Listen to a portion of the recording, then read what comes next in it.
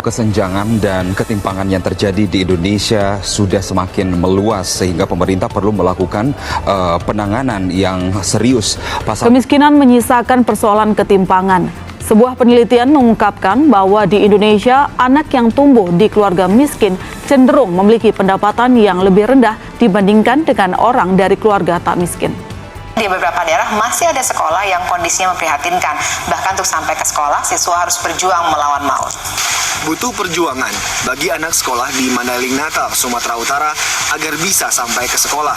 Mereka harus melintasi anak sungai dan bebatuan terjal. Di tengah laju pembangunan dan kemajuan yang terus berlangsung, bangsa Indonesia masih dihadapkan pada persoalan yang mendasar dan belum terselesaikan, yakni ketimpangan sosial dan juga ekonomi. Ketidakmerataan sosial ekonomi menggambarkan kondisi di mana terdapat perbedaan mencolok dalam pendapatan, kepemilikan kekayaan, dan akses terhadap yang penting seperti pendidikan, kesehatan, dan pekerjaan baik antar individu maupun antar wilayah. Di Indonesia, ketimpangan ini terjadi karena bangunan yang lebih banyak terpusat di kota-kota besar, khususnya di Pulau Jawa, sehingga daerah-daerah lain masih tertinggal dalam aspek ekonomi dan infrastruktur. Demikian aktivitas ekonomi Indonesia masih berpusat di Pulau Jawa dengan kontribusi dominan sebesar 58,57% terhadap PDB. Contoh nyata ketidakmerataan sosial ekonomi di masyarakat, khususnya pendidikan. Akses pendidikan di Indonesia masih tertimpang, khususnya di daerah terpencil. Banyak sekolah kekurangan fasilitas seperti di ruang kelas. Kerusakan meja kursi untuk kegiatan belajar mengajar SDN Bandung 1 Tegal Selatan jumlahnya mencapai 90%. Jalan rusak dan kondisi ekonomi sosial yang turun juga menyebabkan anak-anak kesulitan bersekolah. Kabupaten Brebes, Jawa Tengah terdapat 11.506 anak yang tidak sekolah. Salah satunya adalah Nazril Khairil Azam, warga Desa Kluwut, Kecamatan Bulak, Kamba, Brebes. Sejak lulus SD tahun 2023 lalu, Azam tidak melanjutkan ke jenjang SMP karena alasan ekonomi keluarga.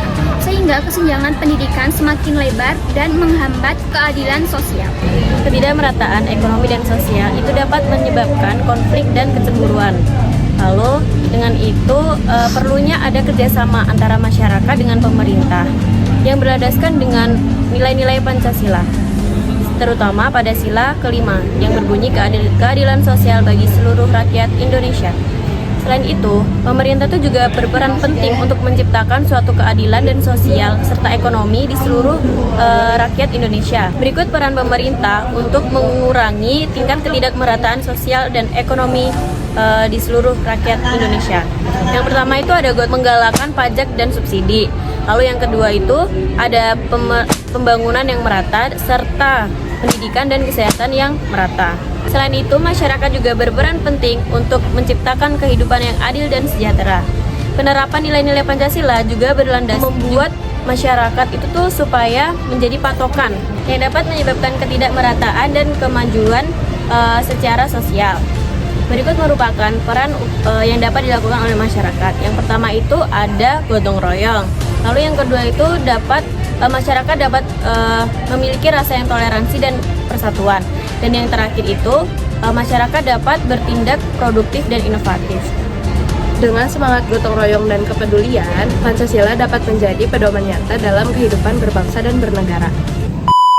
Nama saya Nadia Syakira Ridwan dengan NIM akhir 006. Perkenalkan, nama saya Tania Linirsyara dengan NIM akhir 016. Perkenalkan, saya Amirah Huwaida Nasution dengan NIM akhir 047.